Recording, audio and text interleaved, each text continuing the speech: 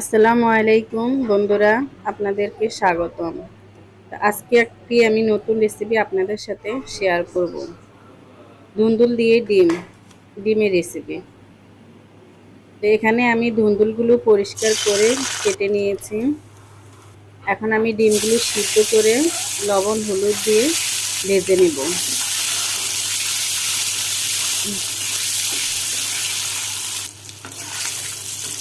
ডিমগুলো আমি বেশি একটা ভাজবো না, অল্প ভাজবো।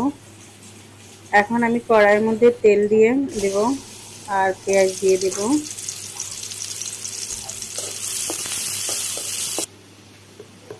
তো এখানে আমি এখন শুধুমাত্র রসুন বাটা দিয়ে দেব।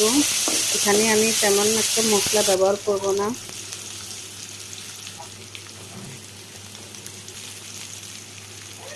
দিয়ে দিয়েছি লবণ।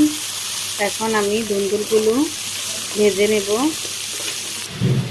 কষিয়ে নেব লবণ হলুদ মরিচ দিয়ে। ধুন্দুলগুলো আমি ছোট ছোট সাইজ করে কেটে নিয়েছি।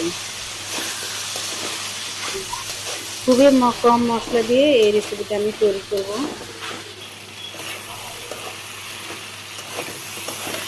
ধুন্দুলগুলো ভালোভাবে কষিয়ে নেব।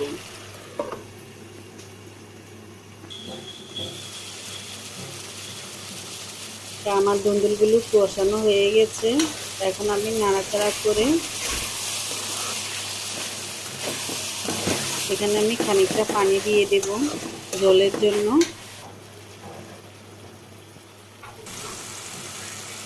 খুবই মজাদার একটা রেসিপি, আপনারা বাসার মধ্যে এটা একবার হলো ট্রাই করে দেখবেন।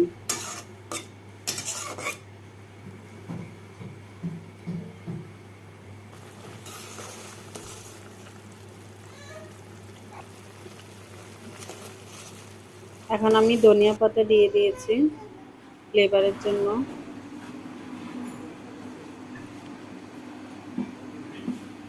আমার বারান্দায় কিছু ফুল গাছ আছে, তো সেটা আমি আপনাদের সাথে শেয়ার করছি।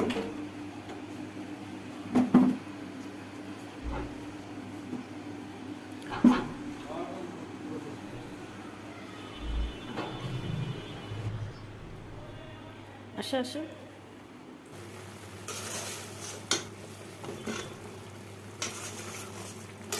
ধুন্দুলগুলো ফ্রাই হয়ে এসেছে। এখন আমি ডিমগুলো দিয়ে দেব, মাঝে মাঝে নাড়াচাড়া করে দেব। আমার এখন রান্নাটা হয়ে গেছে। এই রান্নাটা খুবই মজার একটা রেসিপি, আপনারা ট্রাই করবেন। কার কার কাছে এই রান্নাটা ভালো লাগছে আপনারা কমেন্টস করে জানাবেন। আমার এই নতুন চ্যানেলে সাবস্ক্রাইব করবেন। আপনাদের সবাইকে আমন্ত্রণ রইল। আসসালামু আলাইকুম।